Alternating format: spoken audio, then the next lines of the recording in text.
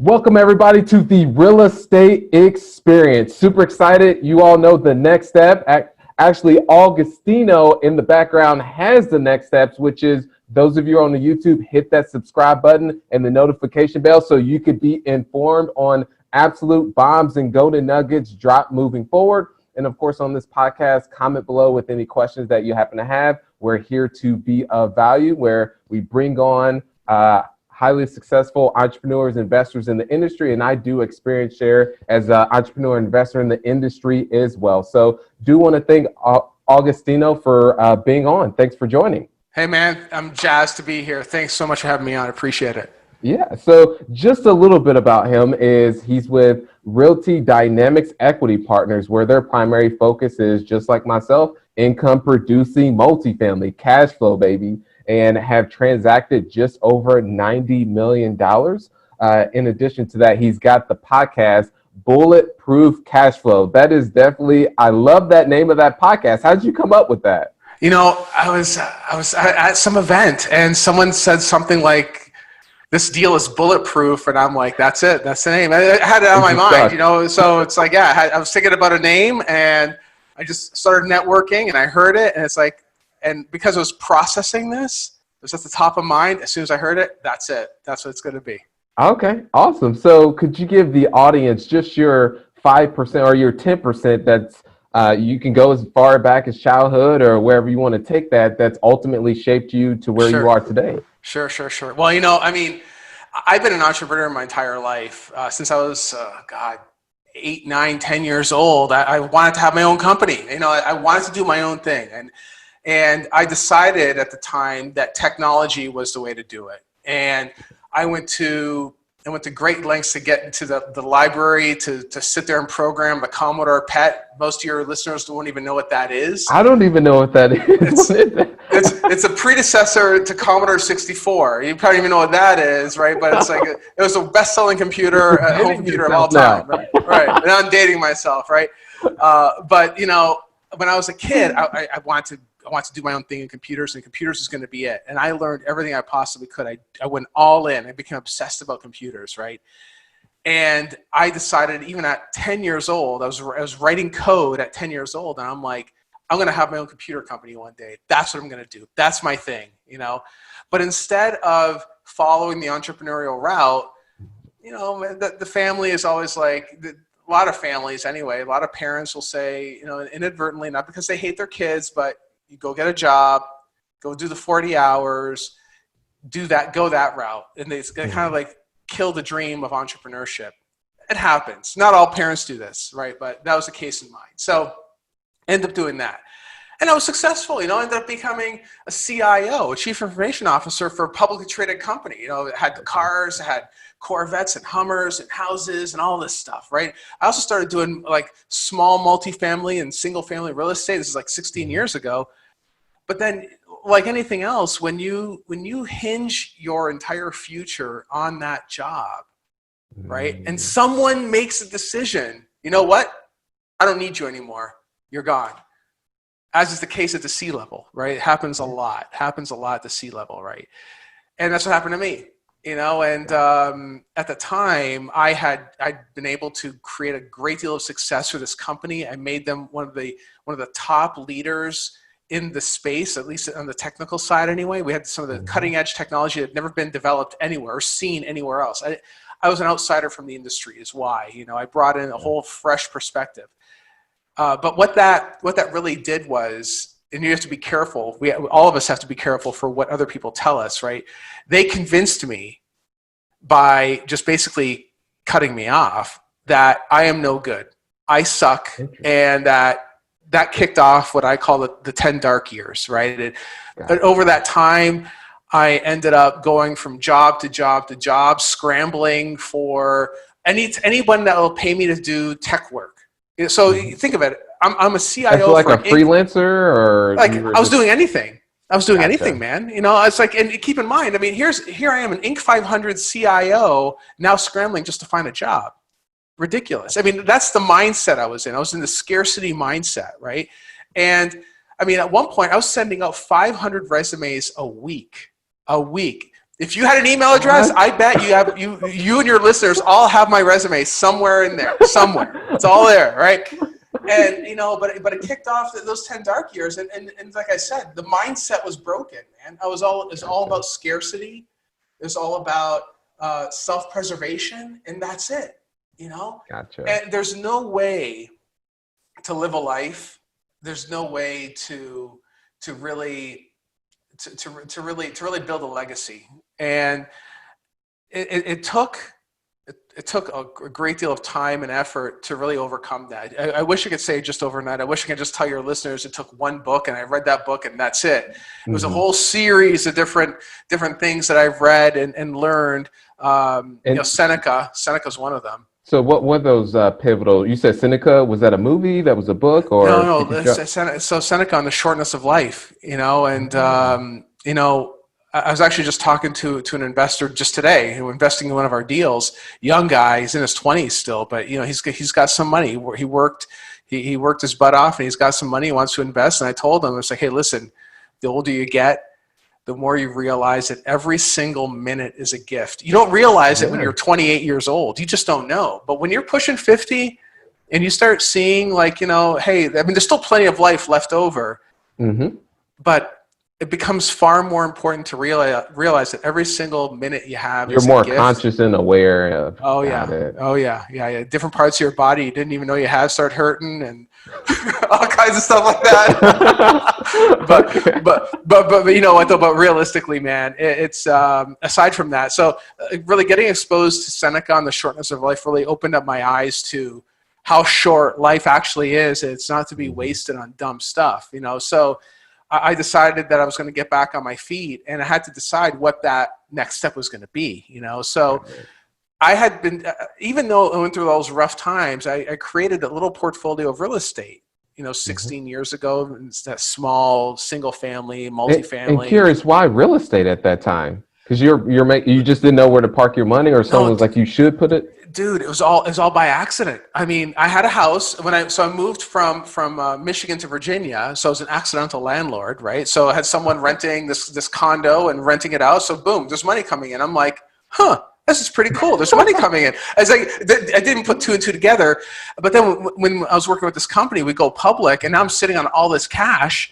And a buddy of mine, he ran operations. He's like, hey, you ought to buy real estate. And I'm like, okay. And that is the logic. All right, fair enough. Yeah. I look back at it now, it's ridiculous, man. I mean, real estate is the only way to build legacy wealth. There is nothing else out there that you can use where a bank will give you up to 80%, maybe even more, of the money to go take down a cash flowing asset. There's not a single thing. They won't give you money to buy their own stock. Yeah, that's what I was going to say. They won't do that. Bank of America won't give you money, but they'll give you money to go buy a 100-unit property. Mm-hmm. I mean, you know what I'm saying? It's crazy. Yeah, everyone that has the ability needs to be buying this stuff and running it properly. I mean, that's a whole discussion in itself. That's a whole discussion. Yeah, operations is huge, right? But yeah, man. I mean, it took making a decision is what it was, and then really honing my skills to really focus on real estate. And when I decided that was gonna be it, that real estate was gonna be my game, I started taking on some last consulting jobs, and I made a decision. I told my girlfriend at the time, who's now my wife, and I said to her, I go, the next thing I do will be the last job I have. I'm not doing this anymore. I mean, I decided. Would you consider it a job? This is it. Sorry? Would you consider it a job? Being real estate or investor, what you're doing now. Well, yeah, now it is a job. It's a job in itself. I mean, doing all the media, and what I mean is, when I say a job, I'm saying working in technology, working for someone else, having someone decide what your life is going to be. Got it. I mean, because literally right now, someone could be making a decision, whether it's you or any of your listeners, someone could be making a decision right now where your next day is going to be spent. It could be spent. It could be spent sitting in front of the TV watching Game of Thrones because they just fired you. They handed you the box. Get out. And we've seen that in some uncertain recent events that did occur, where some people had a job. Well, they had a job up to that point, felt they were secure, and then boom, just got laid off. That's it. Yeah. I mean, literally overnight. There's people. There's a guy that I know. He just had to let go of 42 people. Holy crap! Are you kidding me right now? And I mean, he didn't want to. And listen, I've had companies where I had to lay off 200 people all at once. Back in the day when I was Good people. Great people. They had nothing bad on them. But they make me out to be the villain. I'm like, hey, I'm just trying to run a business. But I also understand too, there's like 200 people, 200 families that depended on me, right? And it sucks to make decisions like that. But, anyway, that's a whole other story too. But, the whole point is I was in those shoes making decisions about other people. Not because I was being a jerk, but if they had their lives in order, they wouldn't be working for me, and that's fine. They should be going out and do something else. They should have a side hustle. They should be doing stuff like that. I think for the most part though, it's the mindset. The mindset is probably the biggest thing that people need to improve. It's the hardest thing. We're all made up of the same stuff. And I really want to dig into that because earlier you mentioned about the mindset you formerly had scarcity, and I believe there's the scarcity mindset and then the abundance mindset. Yeah. So how were you able to replace that scarcity with a more empowering one? I wish I could say, like I said, I wish I could say just one book. It was a whole series of different things that happened. Yeah, it's a lot of self-improvement. Really, I think one of the biggest problems that many people have is that they start digging into a whole ton of information, right? And that's good. It's good to get educated. That's fine. You know what though? Pick one or two, right? And for me, it was Sam Zell and Robert Kiyosaki. Mentors. Pick 1 to 2 mentors. That's it. Like Sam Zell showed me the high level stuff. What's possible, right? And I don't mean just reading his stuff and whatever, watching some podcasts, or I don't think he's done any podcasts, but probably not. Yeah. But Sam Zell is a multi-billionaire real estate guy. And very simple, right? Where his upbringing and just very straight to the point. Yeah. He's a very simple, straight to the point kind of guy. And he came from nothing and built up this $1 billion business. And it's really cool to study someone like that. I don't mean just passively, no, I'm just going to do this. I'm saying commit to studying and hanging on every single word they say, like the man. So going deep is what you're saying. Got it. Yeah, okay. and then Robert Kiyosaki on some of the more tactical things. He does cover some of the tactical things too, but those who I started with. I mean, I picked those two guys. Those are the two guys, And once I started those two guys, I went as deep as I could with the information I had. Then I went to the next guys, and did the same thing. I mean, I even studied Carlton Sheets. Okay. And most people don't even know who that is, right? Carlton Sheets, he's like 78 years old now, and he was one of these first guys on TV selling like how to buy houses with no money down, all this stuff, right? Because I wanted to understand every single angle when it comes to buying real estate. Even though we specialize in multifamily, it's all we do. Mm-hmm. I wanted to understand every angle that I possibly could. And I studied anyone who reached some level of greatness, every single one of them I studied. So first it took building that education up, and then it took really expanding the books. And what I mean by that is, unfortunately, and I'm guilty of this too, once we finish school, college, pencils down, last day, what do we all do? Every single one of y'all went out drinking. I didn't finish college. I dropped out. So I have no clue where this is going to go. Well, that's what they did, though. Well, yeah, but so you got lucky. You got smart early on. Yes. I went all the way. I did like 2 master's degrees. I did an undergrad. I did all kinds of crazy stuff, man. And I'm like, but I was so happy to get out of it that I stopped reading books. I just stopped. Oh, interesting. And many people do. They just stop reading books. That was the belief that I had, that after the education system, that it was done. Yeah. And I realize now that it's a ever constant, every day wanting to learn something new and just get more skilled to be better at the marketplace and overall human being. That's right. No, and that's 100% right. What I did was in January, I actually wrote out a list of 52 books, and I'm listening to a book a week. I took all those books, loaded it on my phone, so it's already there. in like before January, actually, it was just like last week of December, I put it all there, and now it's all there, and I'm listening to every single one by one, you know. And but back then, I'd say years ago, I didn't have that type of discipline. I just started listening to books in general, right? Oh, gotcha. But you know, it was somewhat very arbitrary and very like when I was first making the decision to finally improve my life and live to my potential. And that's probably one of the biggest things, you know, it's that we all have such great potential. Everyone does. And they just have to make a decision to really believe in themselves. And that's, I mean, I know it sounds all fluffy. I know it sounds ridiculous, but it's 100% true. Yeah, It's 100% and it's just that simple, what you had mentioned. And so curious, what is one belief in the past 5 years that, let's say, was a limiting belief that you replaced with an empowering one, and what was that empowering one? I can't raise money. Oh, raising money is hard. It's super hard. Oh my God, I can't do it. You know? Or ask money from strangers? Was that one you had too? Or just yeah. Oh, I don't want to seem like I'm selling you. I don't want to look like I'm selling you. And so we do coaching, right? And I have a student that was saying this to me too. It's like, what are you talking about, man? You're doing them a favor. You're opportunity. You're giving them an opportunity. I mean, if the deal you're presenting is that good, if you believe in that deal, then you need to tell your friends and your family and everyone about that deal, and they need to be investing with you to help protect their wealth. You're doing them a favor. A good investor knows this, you know, but it's that limiting belief will creep in, and that's what I'm saying. It's like once you eliminate all the limiting beliefs, and you realize that it is possible to get out there and really make your dreams come true. Learning how to sell is a big part of it. Selling is every day. That's another unlock for me. I've got a 7-year-old angel. She's got hair down to her back, and I have to sell her on things. Why? Here, you got to go to bed at a reasonable time. Or even in the acquisition side, even though when you're buying, you still have to sell that owner on why you're the right buyer for the deal.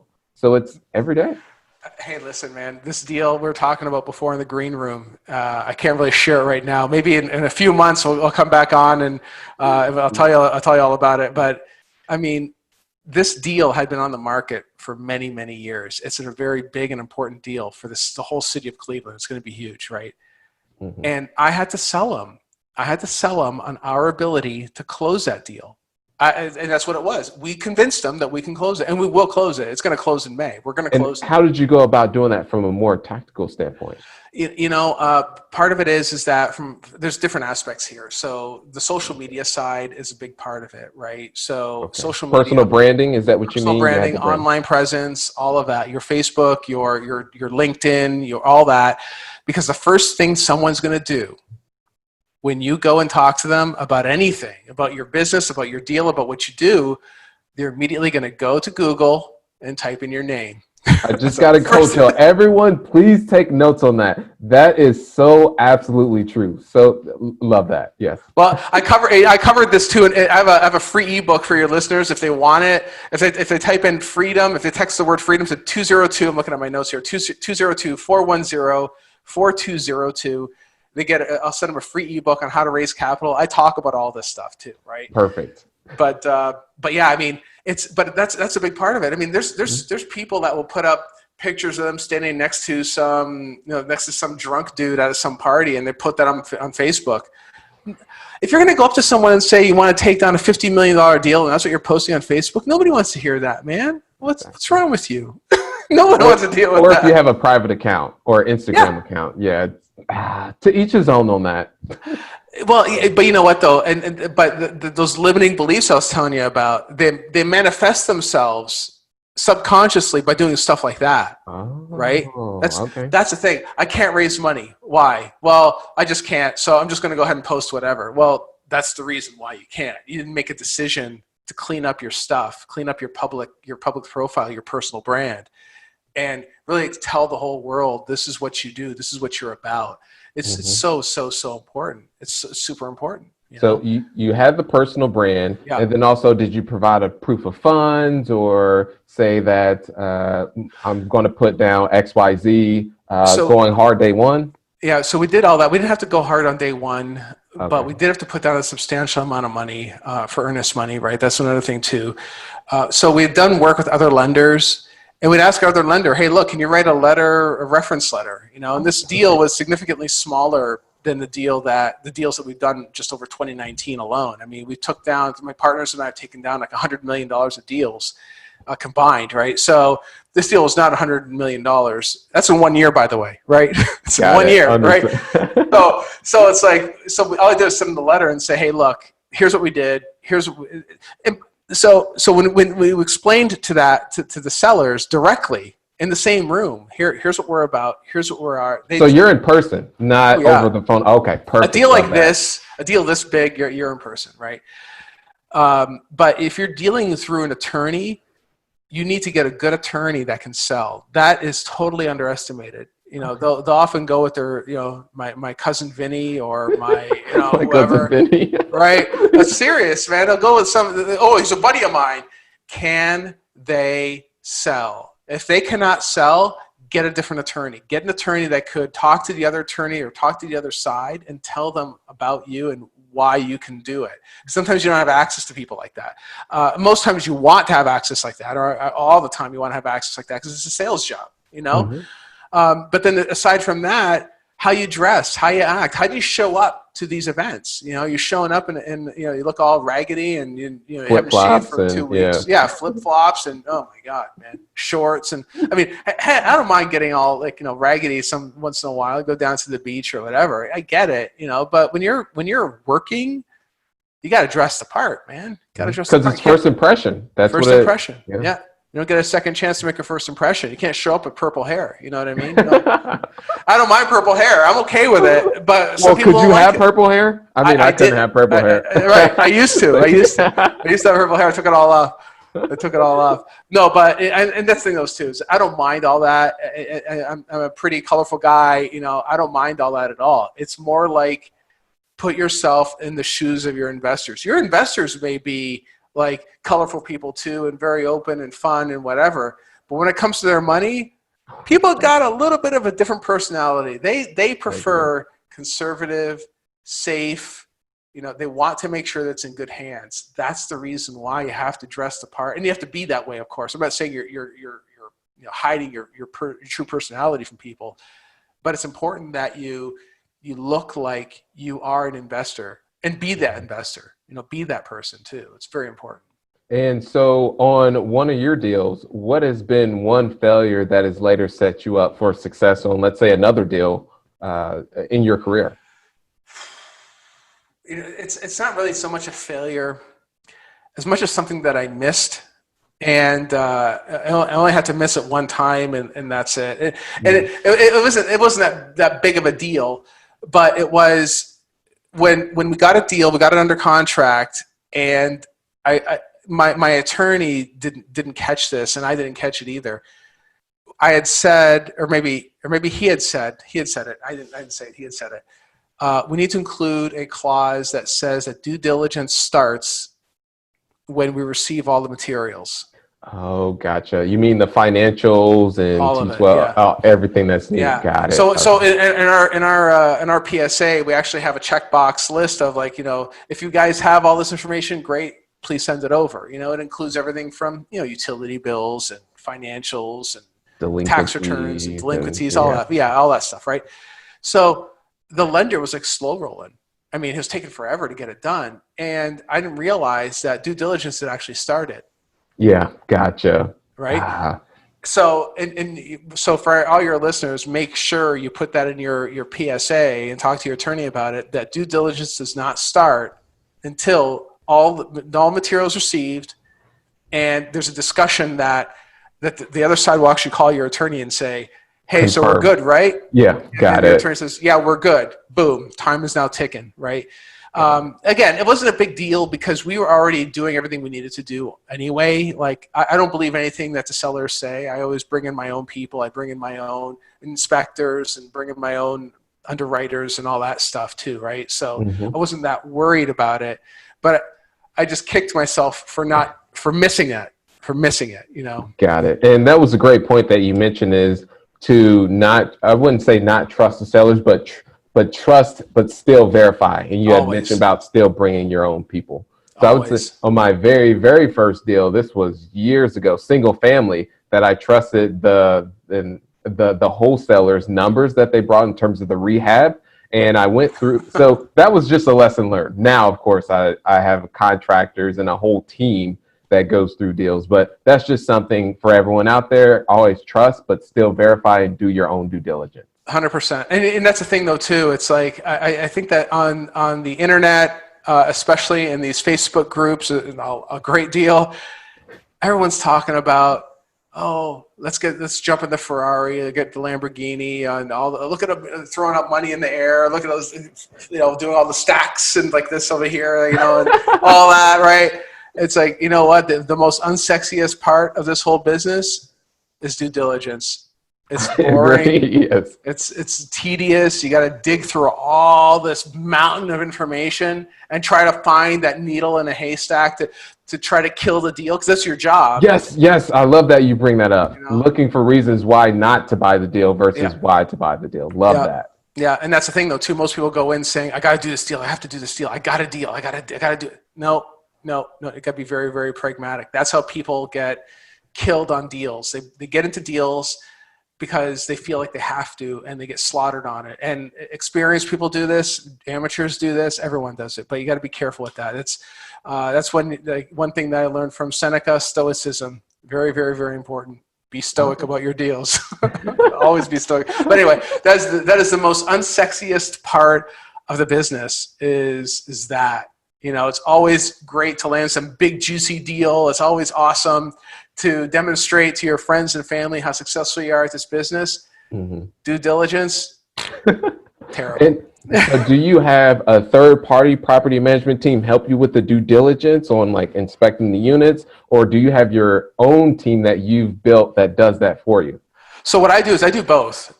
So I do a lot of redundant checks, right? So what I'll do, I'll go through and do my own due diligence. I'll run through the numbers, and I'll have an estimation around, like say for instance, on an older C-class property in Cleveland, Ohio. I know this market. What, 1970s built, you would say? Maybe even older. Maybe even older. Maybe even older. Yeah, but you're talking. You hear some gurus on the internet say, "Oh yeah, expense ratio is 50%." I'm like, no, more like 60.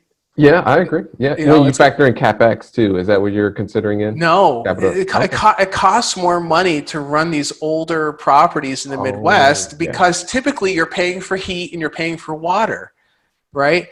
And it depends on where you are too. I mean, I'm saying Cleveland, or I'm saying Midwest spots. Your expense ratio is going to be a little higher, right? Mm-hmm. You have to underwrite that way. So what I'll do is I'll underwrite that way. I'll underwrite, and I'll look for areas in the cash flow statements and the P&Ls for like where can I cut, where can I improve, but then I'll also send it to the bank and have them do the same thing.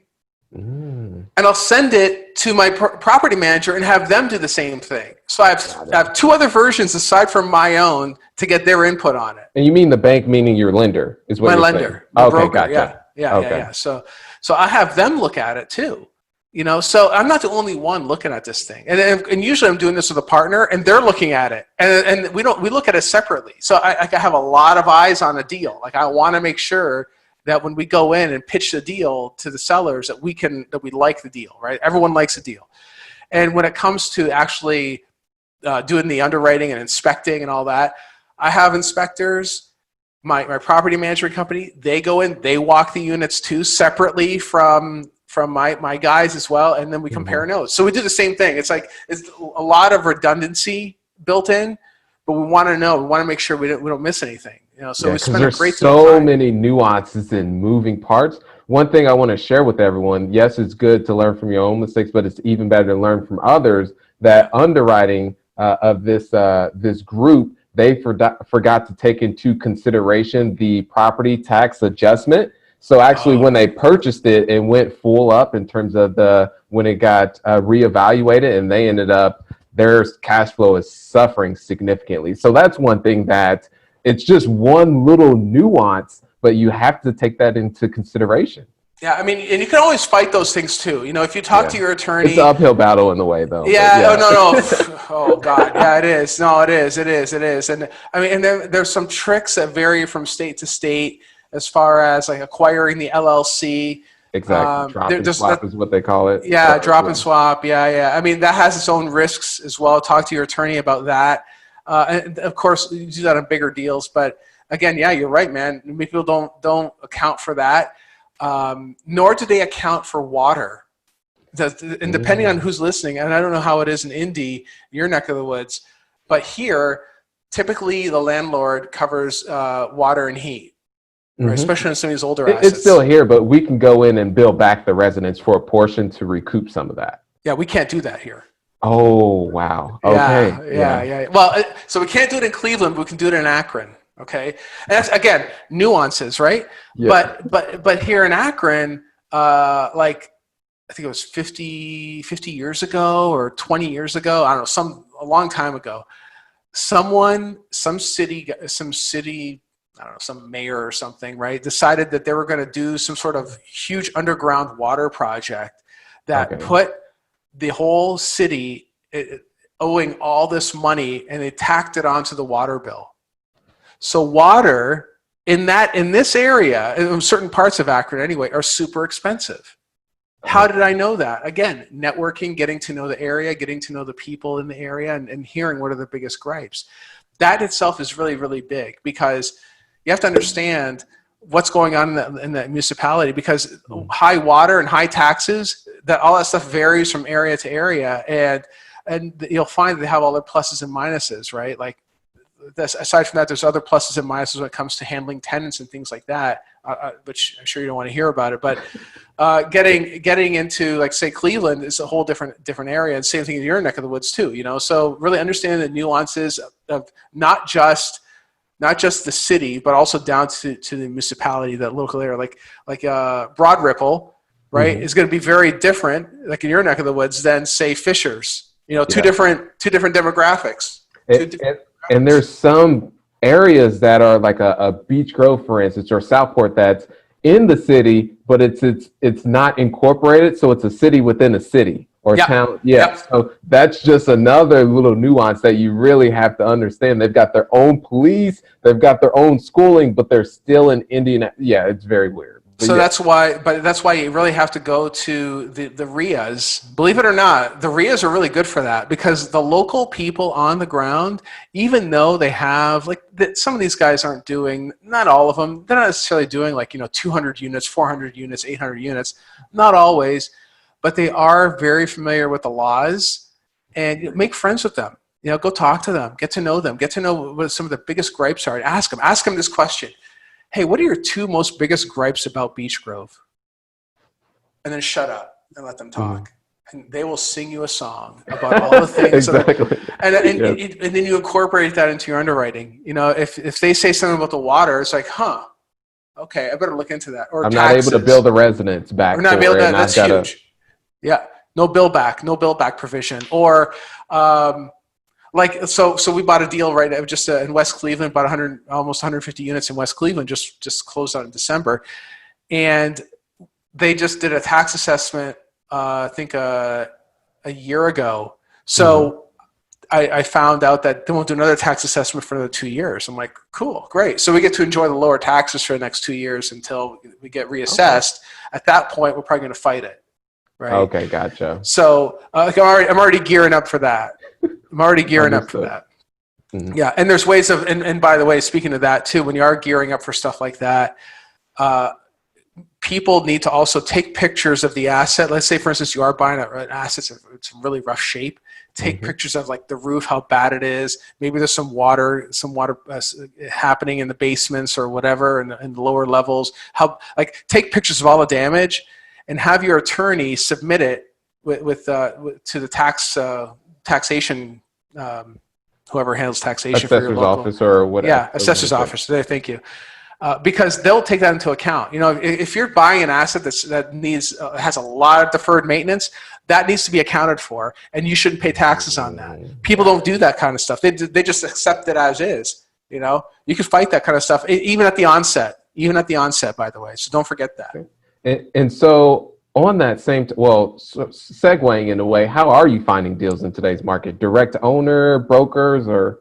Yeah, I deal exclusively with brokers. That's just how I do things. I don't do the whole postcard thing. I don't do, any of that stuff. It's really, I spend a lot of time. I only operate in Cleveland, so I spend a lot of time meeting people, interacting with at meetups, and talking to people that way, and building a reputation of a closer and a performer. So I've never ever walked away from a deal ever. It's never happened. My partners have never, they have the same, and that's important that you partner up with the same sort of people as well. My partners have never walked away from a deal either. And word gets around, man. Mm-hmm. You'd be surprised. All these brokers, the brokers talk. The brokers talk. Yeah, and even in this space, in the multifamily space, it's America's a big place, but there are only so many of these multifamily assets. There are only so many of them. Yeah. Right? Mm-hmm. I mean, there's a lot, but there's only so many. I mean, built, especially like where we're acquiring. So I'm between 75 and 200 units. Yeah. But yeah, even up and then there's only a small amount of players that are actually looking to acquire those, really. That's right. Or actually close on them. Yeah, and B's and C's too, right? I mean, I think you're doing B's and C's, right? Mm-hmm. And that's what we're doing too, So it's like, it isn't like we're going after A's, we're not going after D's. There's only a certain number of B's and C's throughout the whole country in that range, right? So yeah, man, it's there's not an unlimited amount of those. So yeah, most people know each other, and if the word gets out that you can't perform, or all you're doing is talking game and not actually doing anything, you get brushed aside fairly quickly. Okay, and for those, how are you bringing on investors? I know a little bit earlier we talked about the personal branding. Is that, I mean, you're pushing out content and then that's how you get investors in? How does that look for you? Well, that's part of it. Yes. Part of it is that we have the podcast. We have a lot of outreach online. That's one way that we do it, through the meetups as well. And just delivering value, that's ultimately what it is. Delivering value to people is absolutely important to me. There's some guys that just don't want to talk about they want to keep their best secrets or whatever. I'll tell anybody anything they want to hear, anything they want to hear. I shouldn't say it like that.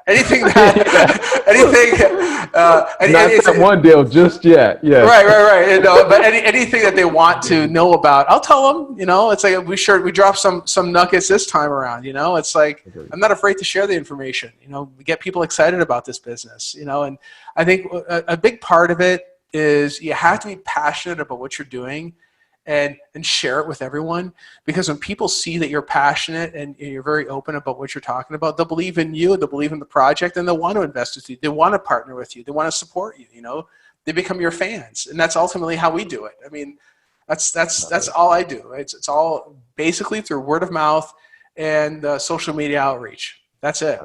Fair enough. And so we're going to shift over to our rapid sharing round. So these are going to be some quick hit questions. So what is one absurd or let's say unusual thing that you love to do?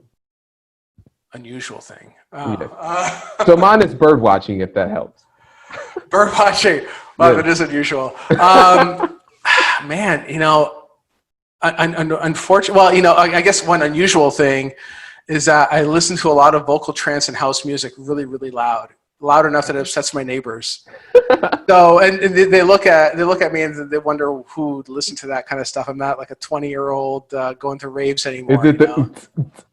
Sort of, almost, but there's vocal, but it's vocal. There's female vocals. That's specifically. Is it R&B vocals?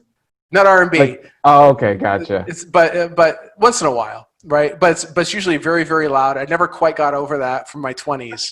And it's been a long time since I've been in my 20s. Okay, perfect. And what is one common myth that you hear in the industry that you can debunk? Oh, wow. There's a lot. I mean, we already touched on one about the whole expense ratio thing, but I think a big one that we also touched on before, but I can't reiterate enough, is that the mindset. Well, it's not even debunking, I guess. Mindset is everything. Okay. I'd have to. I support that like 2,000%. And I know it doesn't quite answer the question, but I got to touch on it because that is probably the biggest, most important thing that anyone listening to this podcast right now needs to understand, is that if you're not in the right mindset, you're just going to keep listening to podcasts over and over and over again without taking action. And that massive, massive action, once you break through that first step, it becomes easier and easier and easier. And it's often spoken about in our space, right? Mm-hmm. It's all over Facebook. There's all kinds of memes and all kinds of stuff like that. All kinds of guys getting on video just like this and talking about it.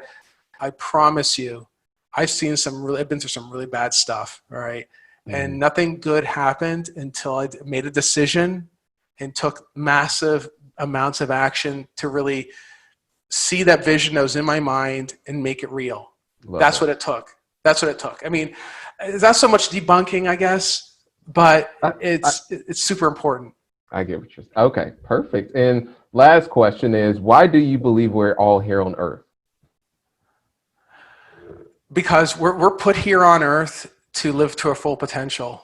And if you're just sitting on the couch watching TV, Netflix and chill, all this nonsense that we've been told to do, right, by media. The lingo and everything of my generation. But it's true though, man. It's true. We're sitting on ass watching Game of Thrones. It's ridiculous, you know.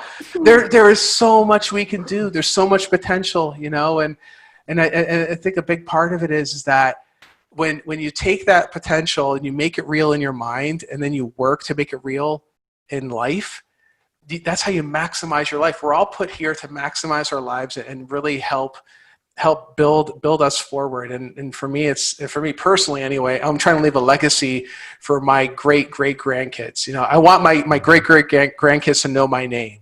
Awesome. That's what I want. You know, to do that takes a lot of energy, and that's called living to your potential. And that's why we're put here. We're put here to live to our full potential. Love it. Getting me fired up. So how can people find you? Bulletproofcashflow.com. That's one way. We're on YouTube as well. So go on YouTube. I have tons of material out there. We have a bunch of new stuff coming out as well. Hopefully by the time you guys hear this, we'll have like 5 or 6 webinars out there already. And, you know, we're on Instagram, Facebook. We got a Facebook group too. Go ahead, join that. Friend me on Facebook. I'm always looking for new friends. I love getting new friends as well. So yeah, just reach out. Okay. All right. Thanks for joining, Agostino. Have a great one. All right. Thanks, man. Okay. All right. Thanks for listening to The Real Estate Experience. If this has brought you any value, please subscribe and leave a 5-star rating. It would mean the world to me. Now go out there and crush it.